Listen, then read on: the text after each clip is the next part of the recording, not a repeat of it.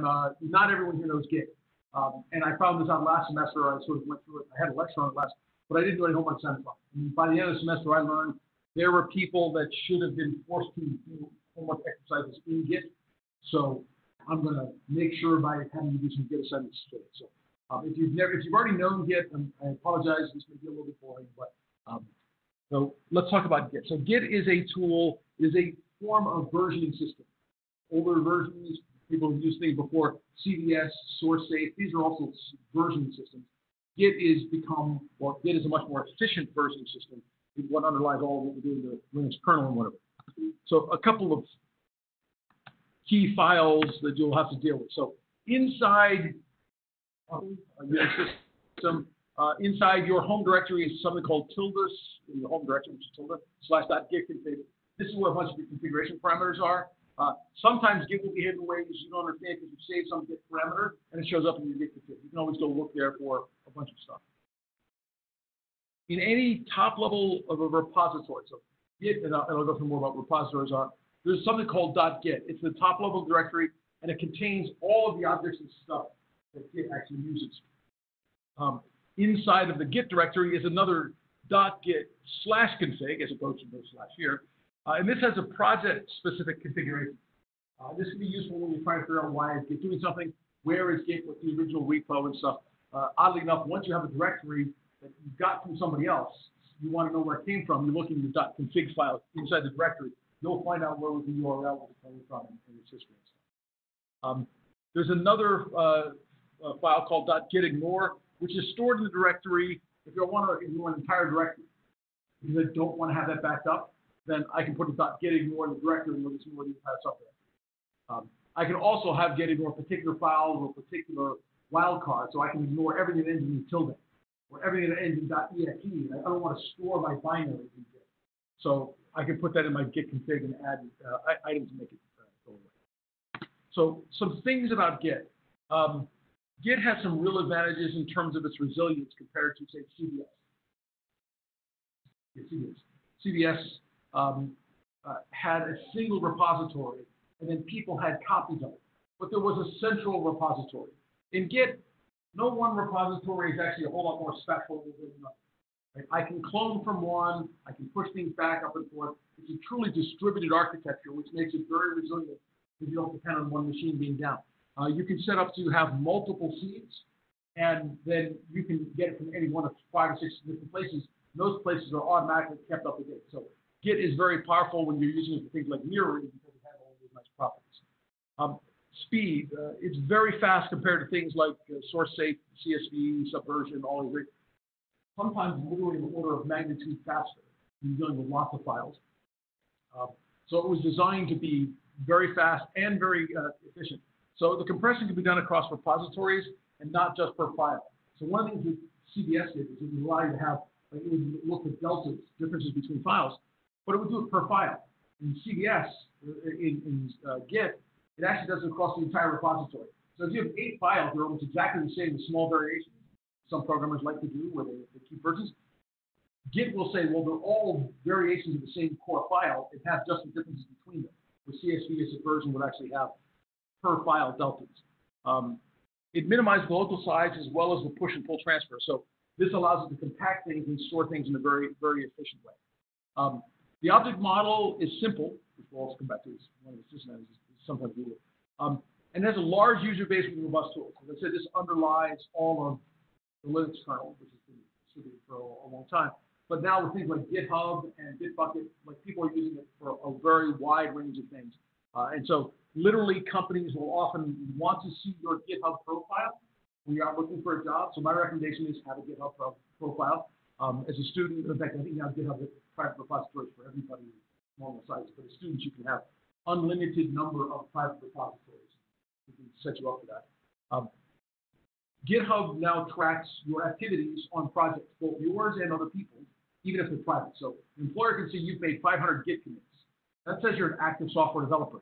If they look at you, you've had 7 software commits. You're not much of a software developer because you're not using the tools they think you should be using, at least depending on the company. You could be using other tools, right? Yeah. Right. Yeah, but it's annoying, unfortunately, how many of them. So actually, we were using Git buckets because it was free for private stuff all the time. We switched to Git because I got feedback from students who were graduating. Like companies asked them and said, "Well, your Git profile doesn't show much." It's like if recruiters are looking at it, and and part of this from an education institution, yes, you can use all these other things, but you can do them on Git. Do something on Git. 7 is really few, or none, right? 500 is a lot, but having 30 or 40, you just do Git for just your papers. A private repo that shows lots of activities, and all of a sudden you look like you're a serious software developer. You touch no code, you just lie. We'll talk about that today. So some disadvantages. Git definitely has a learning curve, especially those who use to centralized systems where you have the unfortunate unlearning curve, because Git does not work like these other systems. So you have to unlearn some of your previous behavior. There's definitely a lot to learn some of the conceptual differences, which happen to go through. And there's a huge amount of commands. So I can't remember them all, right? That's what man pages and Google are for, right? So I know the basic operations, and if I want to look something up, I can just do man and find out the commands. So let's talk a little bit about a high level of what Git is. So Git uses an idea of what's called snapshot storage. It's a logical use. It does actually use deltas, differences between files and packs, but because they're not per file, they're a lot more complicated. So it's best to just think of it in terms of its snapshot. So in traditional things, traditional version control like CVS or whatever, we think about having a file at some point in time. So here's I created everything. Then I'd have a change between this file and the next file at time 2, and then some at time 4. I could have another delta. And I kept track of what were the changes in the file. The whole idea with deltas, of course, was to reduce how much I have to store. In Git, the idea of a snapshot is at any point in time, I have a snapshot of every file. Those files may or may not have changed, but what I see, of course, is just all the files. And because it computes its deltas, when nothing changes, this file doesn't actually change. It's there. But the delta compression is across all the files, so it's more complicated than what that's going to look like. So some very basic Git functions. So let's say I create a file by saying hello, echo hello into a file, so it's a standard command. I can now say git diff. Now, I haven't actually shown you how to make a repo in a second, but assume I already had a repo. It would show the changes we've made to the repo. If I say git status, it shows the list of modified files. If I say git add hello.txt, this is now going to take the file called hello.txt and say, add this to the repo. At this point, when I said status, it actually would have said I had a file hello.txt that was not stored in the repo. It's in the directory. The repo doesn't actually have things in it until I explicitly add them. Once they've been added, all changes to that file will be tracked. But by default, files are not added. You have to add them by hand. And then if I did diff again, it would show no changes. If I do git diff head, so if I go back to, oh, actually, this is the next slide. And by the way, if you type all these commands in Git, you can sort of play with all this. So I can do the had, and then I can do a second commit. I can make some changes. So when I added a file, it basically marks the file as something that should be added to the repo. It doesn't actually add it yet. Everything in Git is a sequence of operations of set stuff up and then do what we call a commit. This line here, git commit -m second commit. So this is a comment. This is the marker I want to put in with it, and this is the command. Until that time, Git just queued up all the changes you want to make, and then when you say commit, it goes ahead and makes it. Now, the reason to separate adding what I want and then doing the commit is, in fact, not only can I have added files, I can have edited files and whatever, and Git doesn't go to check the differences between what you have and the remote repo does until you ask it to do the commit. In fact, oddly enough, commit may not commit things. It's actually the intent to commit. Because if it goes to commit and it says, oh, look, the other side has changed while you weren't watching, then it'll tell you you have to pull and merge first. Because it says, I changed the file and you changed the file, now who wins? Well, if this person's already pushed their commit, then you're going to be told you have a conflict. You'll have to do the work to merge the two files together and then push those results. So the basic idea, at any point in time inside of Git, we have what's called the head. This is as a named command. It's actually a place. The head is the last commit snapshot. right? It's really what's going to be the next parent. So the head is what has already been committed by everybody else.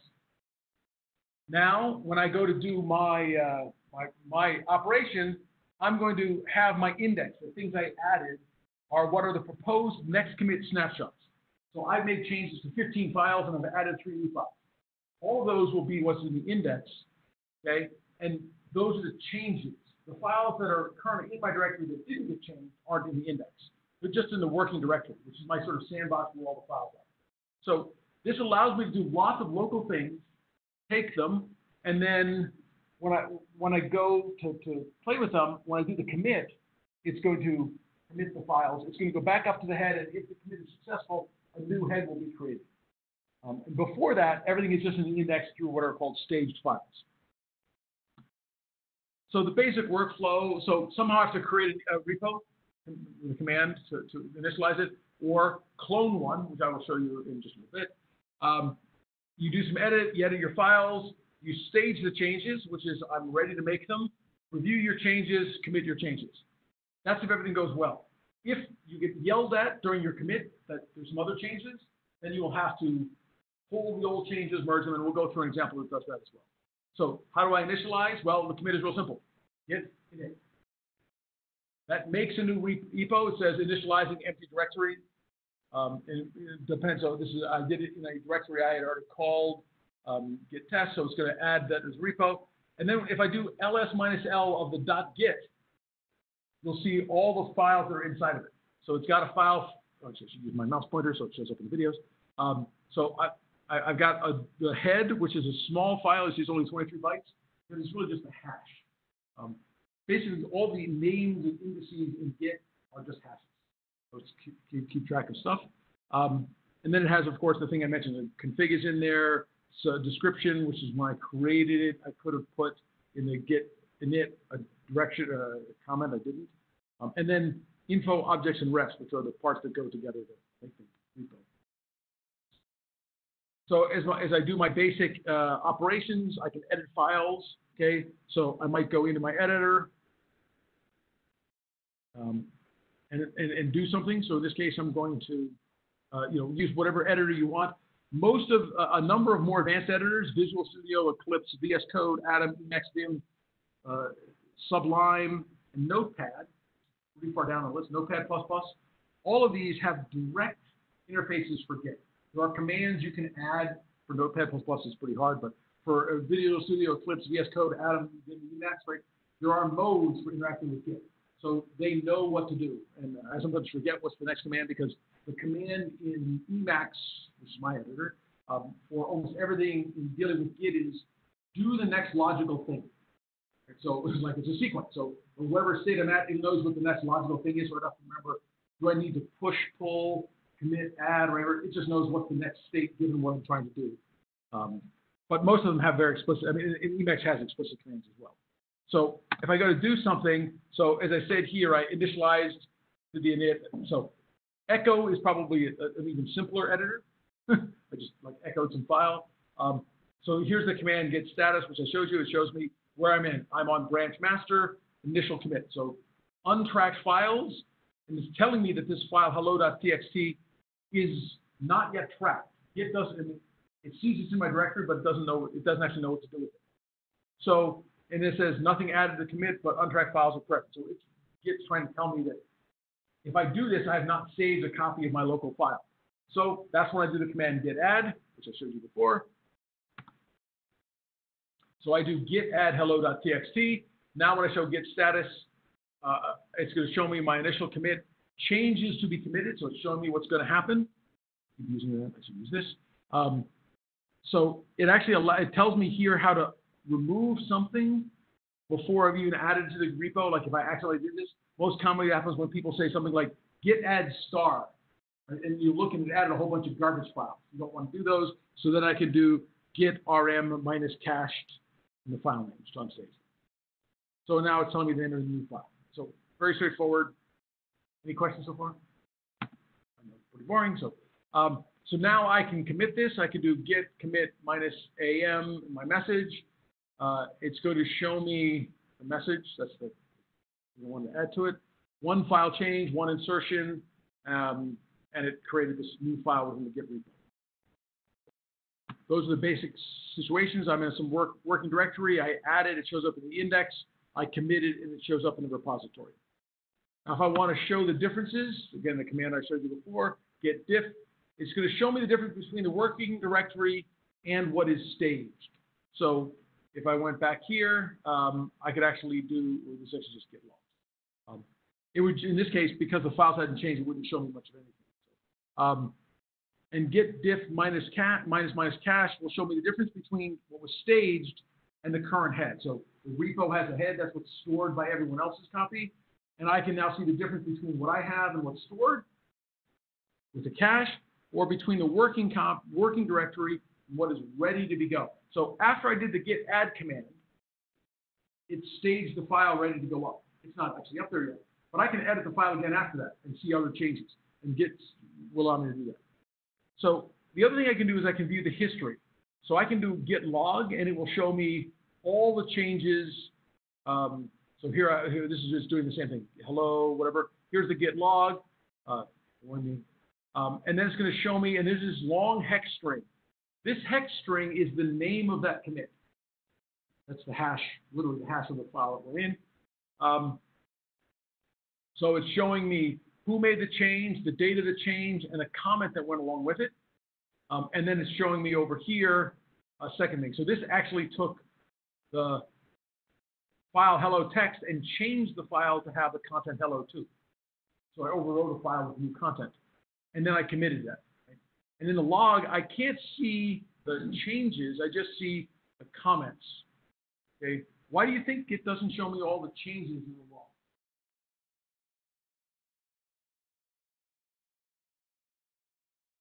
Why not show me like this, what files were changed or everything else that was changed? Well, in this simple example, that would actually probably be okay, but in practice, like, I might have changed dozens or hundreds of files. And it's just too annoying to put all that information in the log. So given any particular command, although here I said git diff cached, I can actually say git diff, and then I can put this hex number in, the actual hash of the thing. And it'll show me the difference between where I am and that commit. I can actually do the difference between any pair of commits by saying get diff and a pair of heads, and it'll show me those two differences. So if things go badly, if I need to go back to a previous version, and I want to be careful as I phrase that, I can switch back to using an older version. Git does not delete stuff unless you're really aggressive. Back to that. So it's very hard to lose stuff with Git. So if I do git checkout, and now here I'm going to be lazy. So one of those two branches, yeah, this one here, commit FF07, FF0F7, whatever. Right? That's a really long string. That'd be really annoying to type.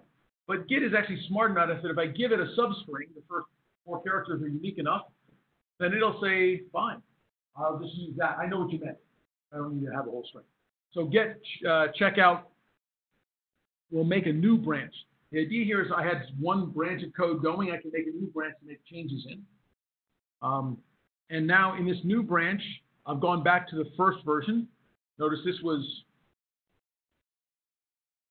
version with the FF is when I had just the original hello in it.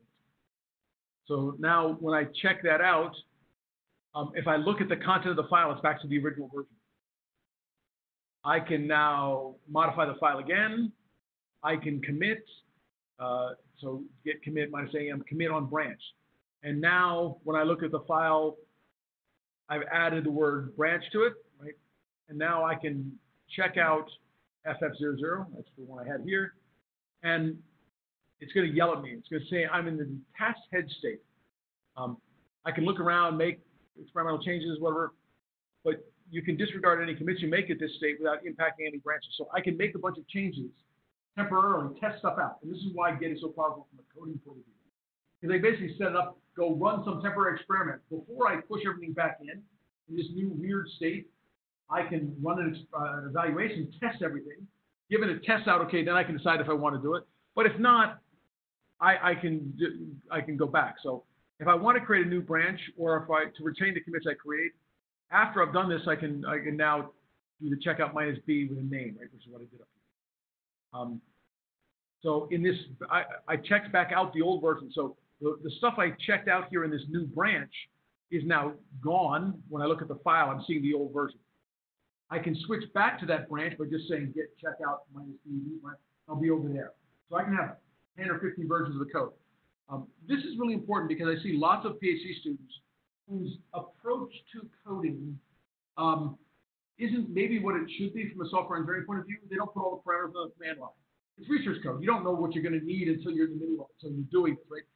And then they like put comments in and they say 15 versions of a file, and it gets really messy really quick to remember, really quickly, and because you can't remember 6 months later what each file was for. Right? Much better to do something like this where you use Git, and instead of viewing this as I just tack something on the end, right? I can have a version of the file, and I can name my branches, and I can put comments in about what each one was. And people are like, oh, I don't want to have a copy of my code. It's too expensive. Don't have a copy of your code. That's what Git's for. If I change one line, the Git repo will increase by like 60 bytes. Right? It's nothing for you to have these extra copies laying around. Very, very cheap. So as you're doing your experiments, and I'm going to watch it in this class, right, to start using Git, but more we'll talk about it for your next assignment. You should think of it as check your code and do this commit and branches and whatever in Git very, very frequently. So when I'm coding from a company point of view, my engineers, right, I would expect something between 50 and 100 commits a day.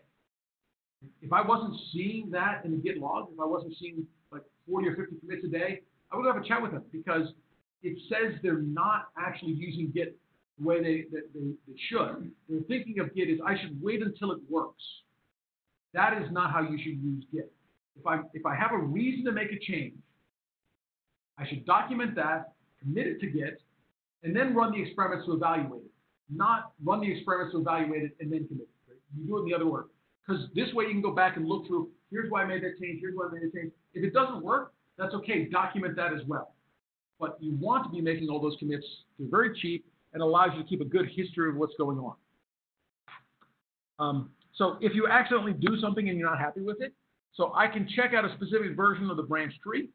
This is also important from a real production software point of view, but even from a research point of view. If we've released version 1.35 of our code, and we're now at 1.6, we're doing stuff internally, but we have a bug fix to 1.35, I can check out that whole tree as though it was back there, make the bug fix, and push it. This is why the trees become important, because I release some code. I'm now down here doing new experiments.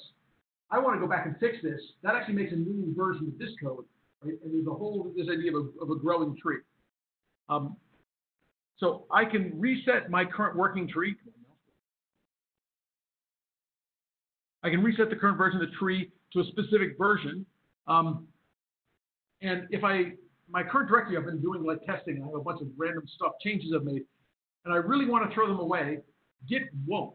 It will yell at you. If I want to be aggressive, I have to tell it -4. So git reset -4 will say, take all the changes I made locally and throw them away. Generally, I rarely use that command. I don't really recommend that command because Git has other ways of doing that. There's another command called Git stash, which for some reason is not on my list here, but it's one I use all the time, which will basically think of it as like a little cache. It will take my current version, stash it away, not name it, go to some other version, and then I can come back to it by revert. So Git revert reverts a commit, does not delete the committed object. It just applies a patch. Right? So this is, again, from a conceptual point of view, if you're doing subversion or whatever, here I'm not going to really throw away everything. It's just a different name. Switch back to the old version. The new version is there and is a patch, so I can revert and go back to where I was. So Git never deletes a committed object. Once you've committed it, it's there. It's really hard to shoot yourself in the foot. It's there someplace, right? In my company, once or twice we had people really do bad things with Git. The most common of which was remove stuff. Now, when you do the command git remove, that does not remove stuff. It actually just marks it as deleted, but it's still there. So trying to save space, some of my engineers try this command like rm on the command line, right? Actually, it's because it's git rm. You forget that and you do rm, you're okay. But if you do rm of the prime Git repo and no one else has a copy, that's the only way to really hurt yourself. So we basically didn't want you to use a rm command too often, but at the command line because it's dangerous. Everything else is pretty easy. So branching in Git is lightweight. In CVS Subversion or source safe, those tools, when you do a branch, it's like a copy. Because it does per file deltas, it can't keep track of things differently. Git branching is literally just like adding a tag to the file. If everything else is the same, your branch is no different. It's exactly the same with one line in the logs. If you change one file, that's the only difference that's there. So the branching is really, really cheap. That's why I said you should just create lots of branches as you're doing your research. Right? You're always on a branch. There's a branch called main, and then every other branch you make is just some main version of keeping track of it. Git has a whole bunch of tools for merging with branches and making these changes easily. Branches can either be local or remote. So although we'll talk about this a lot more later with the remote repositories, so we'll show you what that means, but I can have a branch locally that is not in the primary repo. In fact, from a developer point of view, that was very common. You would try 8 or 10 different things locally, committing them all, but only pushing to the repo once or twice a day when those commits are actually validated. So that was, from a software development point of view, that was the thing I try to get my engineers to really understand. Commits are local copies, so I can keep track of what's going on, and I can see a log of everything that's happened. And then when I push it, that's when it's stored in somebody else's version. So I can have 50 branches and do 100 commits locally and not impact anybody else's work, but I have all those different versions I worked on. And then when I do a push, think of that as literally pushing it up the hill to somebody else's server so it's there. Okay. For some key commands for working with branches, I can say git branch and make a new one, or git two branches, merge two functions, but it'll allow me to take 2 branches, merge them back together. So I was describing it before as a tree. Well, eventually I might want to actually bring it back into a graph and have the 2 parents, 2 things have parents, right? Bob makes a version, Joe makes a version, they do some work together, and then I want to unify them back before we make a release to the customer. So I can use the command git merge to take those 2 pieces together. And if I want to, Git has a command called git cherry pick, which allows you to choose specific, and I can actually edit them. So I can now say, well, I want this file from Bob, this file from Joe, and they're going to merge them. Don't actually try and merge the files separately because they're going to conflict, and I like Joe's version better than Bob's, so it's not like a line-by-line merge. It's Bob's file, Joe's file, and we put them all together. So I can just check out a particular branch, and I can pick out branches within branches, right? So developing branch, another branch. If I just do the command git branch, it lists all the local branches available, so I can see all the possible branches from where I am right now. And then I can go back to the merge and cherry pick. I'll show you some examples to work through this, right? So Git sees a commit in terms of where we are, branches and the take commits that we're working on. So really, that's why they're so lightweight, right? So a commit is, here's a tree or a graph that I'm going to put back in. And when I call it a branch, it's just going to put a label in here. So if this is where their current structure is, right, I can go in and then say, okay, let's create this branch C1. If I tell it to make a new branch called experiment, right, and I say now the command git branch, it's going to show me with a star the branch I'm on and the fact that there's a new branch. And this is, by the way, is one of the things that is confusing for many people. I just gave the command git branch experiment. Git does not change to that branch. It just makes the branch. It doesn't actually commit to it, right? And that caused lots of confusion when people get started because you think I made it, I should be on it. No. Your default is you stay wherever you're at. You actually have to get checkout experiment to check out that branch. Now I'm on that branch. So I can do some experiment, do some stuff, and then I can do a git commit, and now I will have a new branch committed. So now I have 3 different snapshots. Okay, this one is named experiment, right? Because it's got this name out here. This is the default branch. I can do some more work on this same branch, and then do another commit. So I can run an experiment, edit the code, do whatever. Then I can do get checkout default. Default is the name of the first branch, so it's back to there. Do some code editing on this branch, right? So if I've got different experiments where I have different parameters stored in my code or different, a couple lines of code difference, right? Now I want to go back and I want to change the main branch where I actually have the core of my code. I go do that, right? And then of course I can commit that, right? Then I can check out the experiment again, go change some of that code, commit it, and now I have this branch, right? Now notice, depending on how the files that I changed here, if those files were inherited, this entire branch has changed, right? But it didn't change, right? So I changed some course files, right? So now how do I make these two come back together? Because if I wanted this change to affect this code, and if they're in any of the same files, then it's not going to see these changes. So I can now do git merge, force them to do that. So the steps to merging is two parts. So I want to check out the branch I want to merge onto. Right? So if I wanted to merge onto, so here, right? If I want to take all these changes and merge them back into that branch, then I want to merge from experiment onto default. So I want to then check out default. Okay. And now I want to take git merge experiment, which takes the experimental stuff and merges it into that. Now, why do you think it matters if I'm merging? Which one do I want to merge onto versus the one I'm merging from? What kind of differences do you think that makes?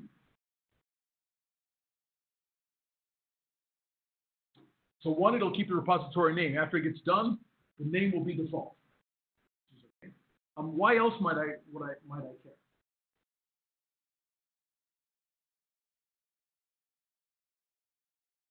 So when it looks at the differences between these two files, right?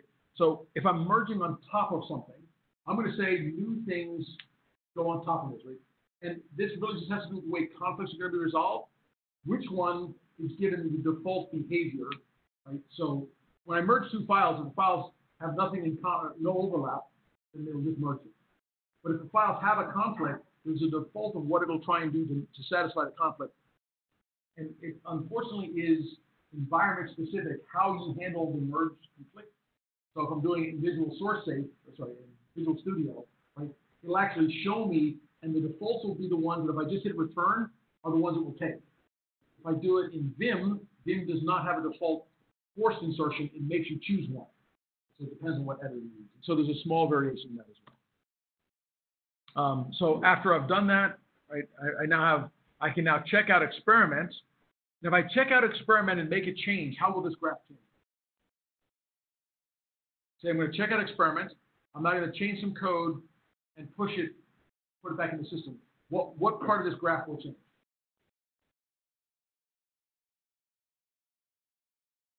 Right. So here C5, which is the head of the experimental branch, even though I did a merge with experiment, when I make a change, it comes off of here.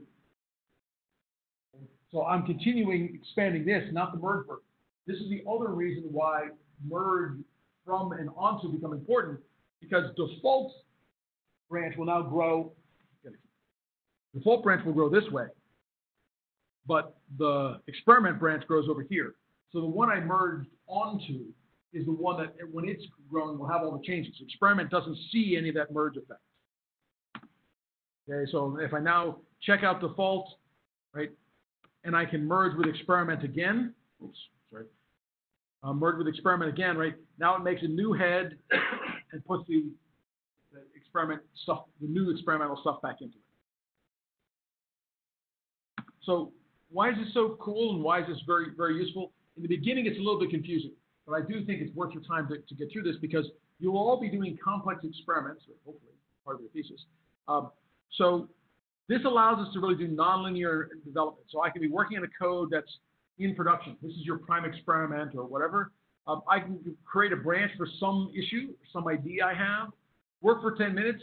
Someone asks for you to go do something else, or you want to change this other experiment. You want to have 4 or 5 ideas running at the same time. You can check out that. You create a branch. You fix the issue. You check out this. You merge the two, and you can put things together. Right. So this is just a pure software production point of view. But the same ideas will show up in your experiments. you'll probably not want to linearly follow one ID at a time, because if your experiments take any time to run, you don't want to be waiting for one experiment to finish before you work on your next ideas. So if you can build up your skills with Git and have 3 or 4, that one's running, this one's developing, right? I get very annoyed when my students say, well, I will do that as soon as this experiment's done running. It's like, well, while that one's running, you can be working on the code and testing out the code for the next experiment. You don't have to wait for that experiment to finish to do that. And that becomes pretty important. Now, just like we named branches, it's sometimes useful to take shortcuts to make it easy to remember everything, right? So branches can be made from any commit, and I can then make a name like release version 1. Right? Now, why would I want to have a name for it, given that I already have named branches? Why would I want to tag release version 1? Experiment, proposal experiment. Why would I want 2 different sets of names?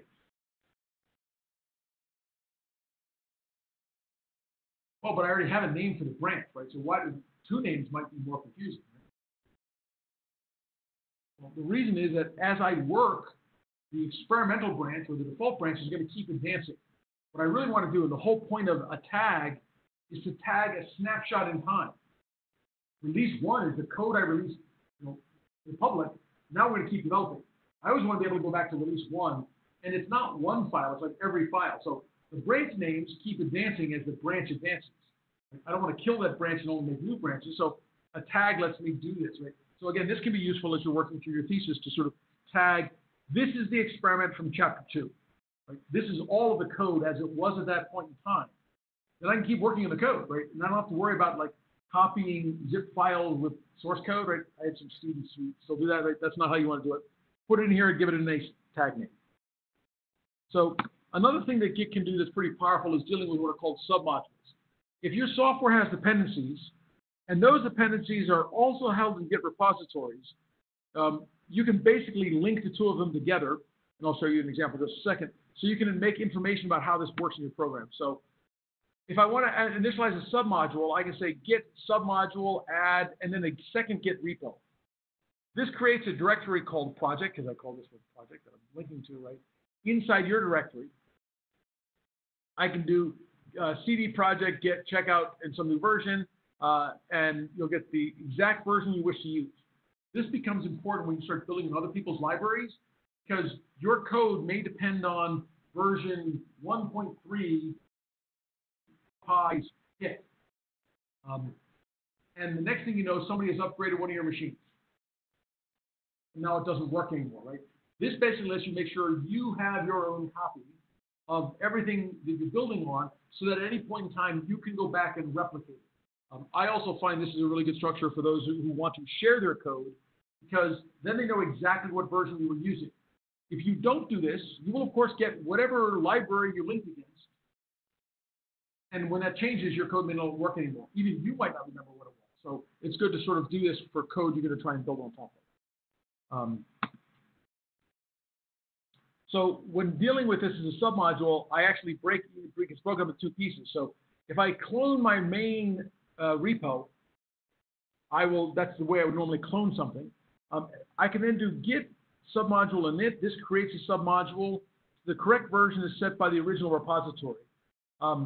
So this requires that you have access to go get the thing. So if you're working in an offline network or secure environment, that may be problematic. But so the git init submodule init is sort of like a sub checkout. Go check out the correct version of that stuff. You just don't have to know what it is. When I do git clone, I have to know the exact name of the repo. When I do git submodule init, I don't. The repo knew what the version was, so it'll go out and get that. So importantly, inside the submodules, you do not get to have a new branch. Any commits you work on that code is lost in terms of your commits. Now you can still get you can do a git pull and git submodule update to make some of these changes. But the whole point of this submodule is this is not my code. It's just code I depend on. If I'm going to edit it a lot, then it shouldn't be a submodule. It should just be a directory in my repo. So there's a distinction between them. That's the whole reason for that. So git clone, which I used a couple times, right? to replicate repositories. So basically, on the command line in Linux, Unix, I can Bash shell and new versions of Windows, I can say git clone and a URL. Right? That's one way. So Git supports lots of different ways of dealing with it. So I can have a Git protocol. So git clone, git colon / and some URL. I can also have HTTP. So I can say git clone HTTP colon //. So if the Git server is set up that way, then I can just put a regular web URL in here. I can also access stuff through SSH. This is useful if I'm trying to clone something that's on a server that I have to SSH to get into. Because we use all my SSH keys and whatever to do that. And then I can have a local file system. So any one of those will allow me to access things in different ways. The first two, local file system and SSH, require virtually nothing on the person who's going to let you have the repo to access it. I don't run any specialized servers for the local file system. And SSH, if I have SSH running, I don't have to do anything else. If I want to do it through HTTP or a Git protocol, then obviously they have to run on a web server, if it's HTTP, or a Git server if it's a Git protocol. So to get the changes, the standard process is either get fetch, which goes and gets and downloads all the changes, but does not merge them with my code, or get pull, which both fetches and merges. So if you know there's going to be some conflicts and you want to deal with it piece by piece, file by file, you can just do a get fetch, and then you can merge them file by file. Or I can do a get pull, which is what most people just do. They just do a whole pull. That will both fetch and merge all the files, and then complain if there are conflicts. And then you also fix it. And then I can commit. After I'm done, I can do git commit. If there are any changes, I have to do a commit, because when I want to propagate my changes, I want to push them up to the main repo, I have to do git push. And it'll yell saying something like, uncommitted changes or whatever, if I try and push something and I don't have all my changes committed. So briefly going to talk about the different protocols. So pros and cons of a local file system.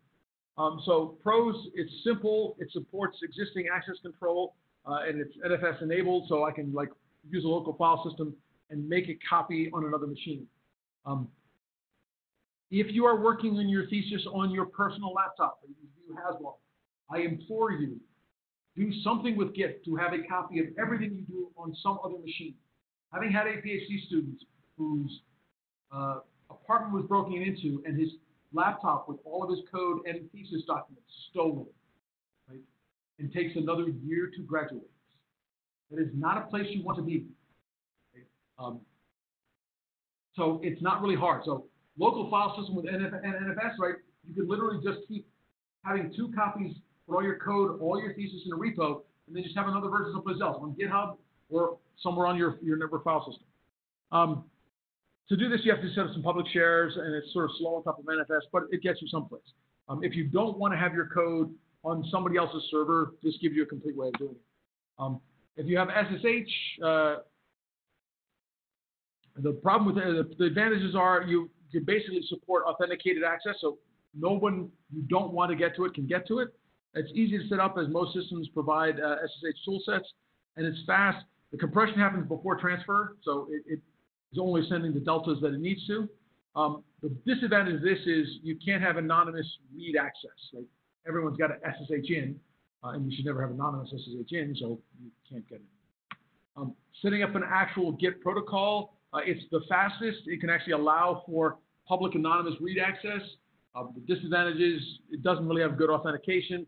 It's annoying to get it set up, and it uses port 4918, which a lot of places block because it's a non-standard port. So if I try to run this at home, I couldn't do it with this because Comcast blocks 98 because it says you're using it as a server. I'm not allowed to have servers in my personal address, business account there. So it would block that, and I wouldn't be able to access it. But oddly enough, they still let me do SSH. So I can get that to work. HTTPS is very easy to set up. Basically, it's a local file plus Apache. You set it up and point it out, and it's pretty easy to do. Because it's HTTPS, it's very unlikely to be blocked, except by those people that block you because you're not allowed on the web server. It's the least efficient, but probably the most widely used because it's so easy to set up and easy to do. So when you're working with a remote, on a one-person project, a local repo is enough, except for the fact that your laptop might be stolen, so you should have a non-local local. But if you do it through NSF, then it seems local to you. And you really don't have to bother with remote. So with a small team, SSH write access for a few core developers, get public read access for other people. It's very straightforward to use. So now we're going to start talking about remote repositories and a way of looking at it. So if I want to create something remotely, or I want to create a file, so I can use the command git remote add origin and then some path, right? This is basically saying that Git is supposed to add to the branch called origin, which is the default branch, on the remote server at this address, right? What I'm going to ask it to do, right? And then I can, so if I think of my branches, right, I can think about here's the branch I'm at, and then here's the default branch at our company. So when I clone something, so here's what's living in the Git repo. When I clone it, I get a copy where I have, for this head here, this branch, I have a local branch and a remote branch. If I start making changes, right, my computer will get up to some new set of branches. While if there's somebody on the other side, right, this F25 has now been advanced by somebody else. Somebody else on the software team you're working on has pushed 2 new changes. So when I want to work with those, I can work with branches that are different between the local and the remote, right? So notice here, I sort of had a head here and a head here. And now, how do I name them? Well, that's where that origin comes from, right? So if I go and look at this, I can fetch from origin, this command right here, right? And it's basically going to take this updated tree and bring it down, right? And now I'm down here on the branch called master. And this branch is actually called origin/master because it came from the origin, from the original source. So even though the names look here like they were the same, this actually has a different name. This is origin/master from my point of view. And mine does not have a name that can be seen from there, right? So when I clone, think of that as the root of a tree and I'm making my own copy. I can see the root, but the root can't see me. I have to push stuff to get the root to see anything. So after I've done this, I can try and pull and merge to put all the branches together. And then if I want, I can push it back up. And if I push it, then these 2 branches effectively become merged, and there will be one new master that's both of these at the same time. So I already went through this. So git clone in the first repo, that copies a repo down. Changes are put back with the git push. Pushing changes will not change the working copy on the repository being worked on, right? So when I go to do this push, I'm not making any changes locally. Push is all about taking my stuff and putting it on that other server. Branches can be based off of remote branches. So I can say git branch, I'm going to say -- track, that's going to keep this in sync with the other side. New branch, remote/branch. So we talked before about I can easily make a branch, but I really want to say what's the basis for my branch. If I don't say anything after the word branch, so if I just said track new branch, then it would be like, okay, you want a new branch, I'll give you something called new branch. This says this branch is associated with this remote branch. And so keep those 2 together. So not only can I branch from anywhere in my local tree, I can branch from something in somebody else's tree with this command. So remote configuration file is stored in git config. So you can actually have multiple remote backends. So when I go to do the command git clone first repo, right, I can actually also, through this branch command, add other locations. In fact, this is part of what makes it potentially very distributed. I can have in my git config the same repo that could come from 2 or 3 places. So if one server is down, I can go get it from the other and still keep them in sync. As long as I'm using named remote branches, I can do a whole bunch of stuff with that. So for software versioning, Git is very powerful. So create the convention, the server. You work from the centralized server. There's lots of tools for transmitting the things, right? And it's being used for the core development of things like Linux, Ruby on Rails, GitHub's code is all on GitHub. And there's a ton of things on GitHub for you to go look at. So tons of software version. That's really what it was initially designed for. But it's been developed for some, is that a question or? Oh, okay, yeah, I understand. If you know Git, this is one. Beyond software versioning, what else could I do with Git? What else might I do with Git besides keeping the version of my software?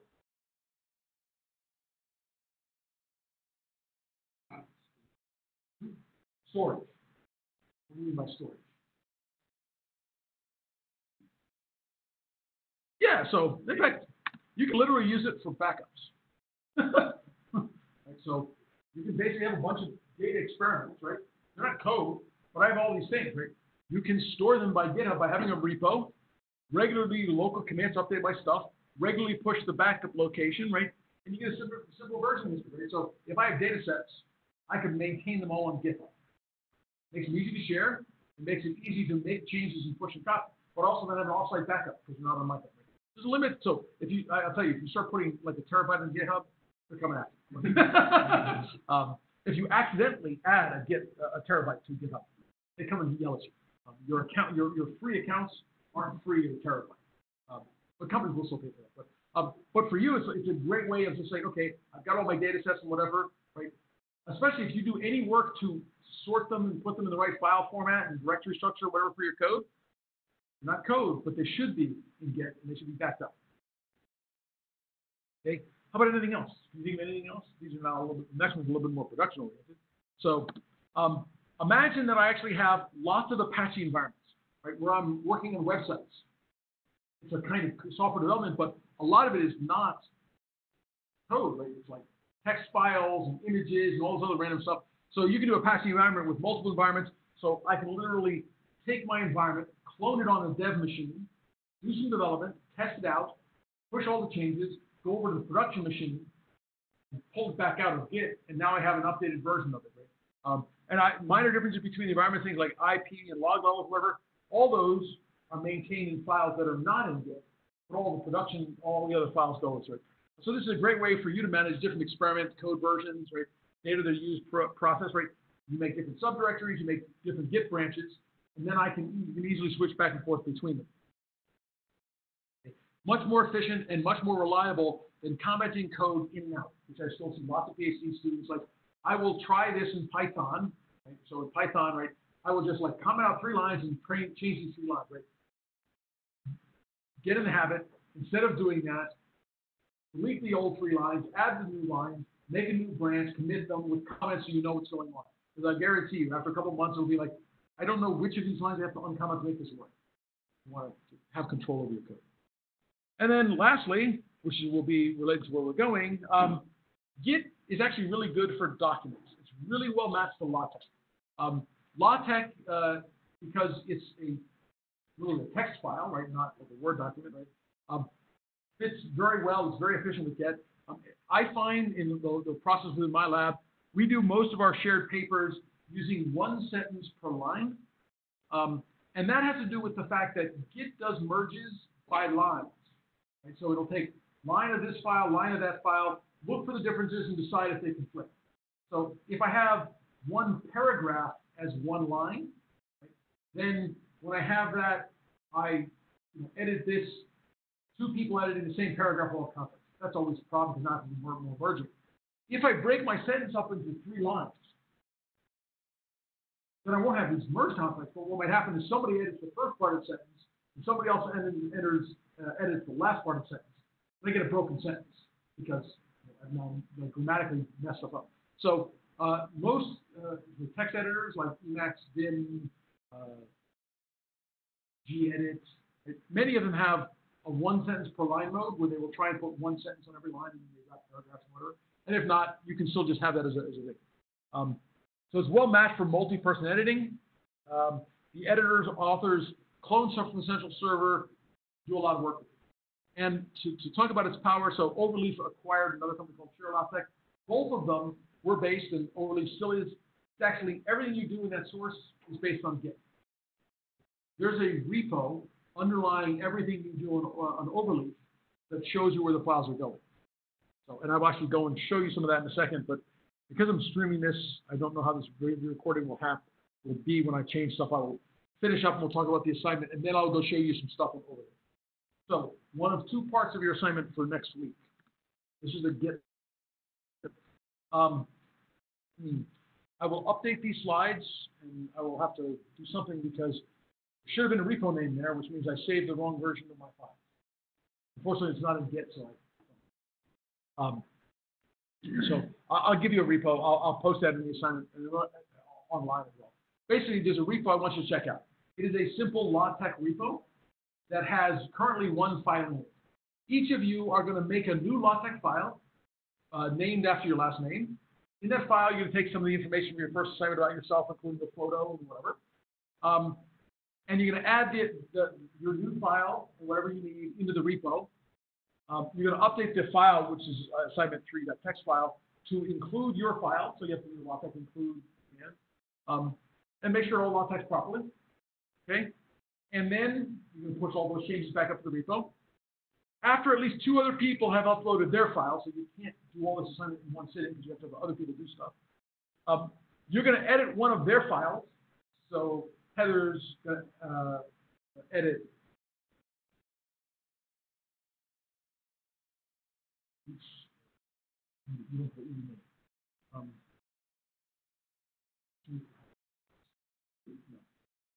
Amy. Like, I know it's an American name. You know, it's like it's not doesn't show up in your name, so I struggle. So Heather might edit Amy's file, right? And then you're going to ask Amy a question based on what she wrote, right? And now you're going to push that back up. So you're going to edit her file. The part of this is to get you used to seeing what happens when you deal with Git with files that other people created and edit and dealing with stuff. So you're going to ask at least 2 other people questions. And nobody can ask more than 2 questions. If you go to a file and they already got 2 questions, find another person to go ask questions. Should work out. There's nothing to do that 2 works out for everybody. When somebody asks you a question, then you're going to go update your file to answer them. Okay? And then if anywhere along the way there are merge conflicts, deal with them. Because you may get merge conflicts. Who knows? I might edit files in addition to you. I might just go ahead and edit stuff just to mess with you. If there are more than 2 questions in your file, revert it back to a point where there were only 2. So if you look at your file, all of a sudden there are 3 questions, then make it go back to having only 2. Okay? Any questions about this? It's actually relatively straightforward. It's not much time. It's mostly you have to make sure you get the Git commands to push and pull and make all this stuff work.